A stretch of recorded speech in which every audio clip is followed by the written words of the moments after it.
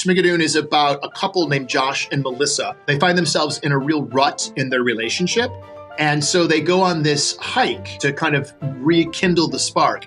And in the midst of this, they get lost in the middle of the woods and they come across this small, quaint town. Welcome to our little town, where friends are all you meet. Must be something they do for tourists. Hey, everyone. Hey there, Pete. And in the town, everybody is milling about, but then they start performing like they're in a musical.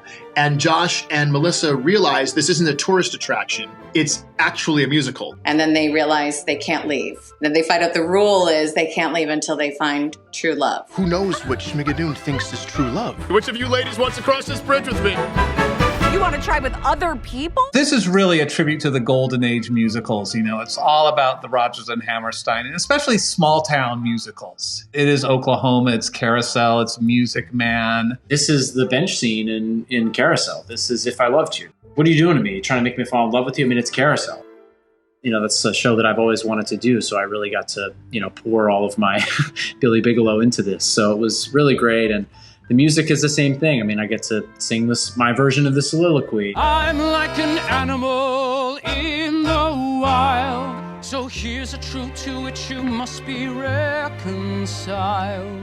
My character is this classic musical trope character of this sort of like hypersexualized farmer's daughter, ageless temptress who just sort of represents that sort of like male gaze. Are you trying to tell me that you've never heard of corn pudding? She's never heard of corn pudding! Oh no, it's a song. You just started another song. When I read the script, I went, okay, it's pithy, it's clever, there's satire elements, there's parody elements, but clearly Cinco Paul, the creator, also has a genuine love for theater. So you see him honoring the genre and also commenting on the genre simultaneously, and it's really quite amazing. Corn pudding, corn pudding, corn pudding, corn pudding, corn pudding, corn pudding. Can we opt out of this? I was watching American Werewolf in London, one of my favorite movies. And it's not a musical, but it starts off with two guys backpacking, out in the wild. And I thought, oh, this is the same opening as Brigadoon.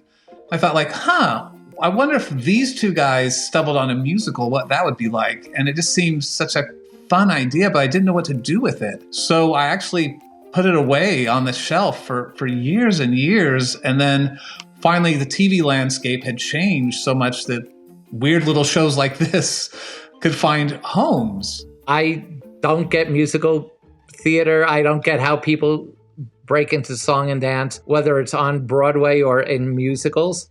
So I was a good person to be directing these episodes because I was a skeptic. I never wanted anyone to acknowledge that they're in a musical comedy. You want them to play the reality of the moment. Even if the reality is singing or dancing, don't perform for the camera, perform for yourself or for the other actor in the scene. Why won't you just answer the question? Then he says, fine, yes, if it's a way to get out of here. Then she says, I knew it. I knew it. Then he says, Oh!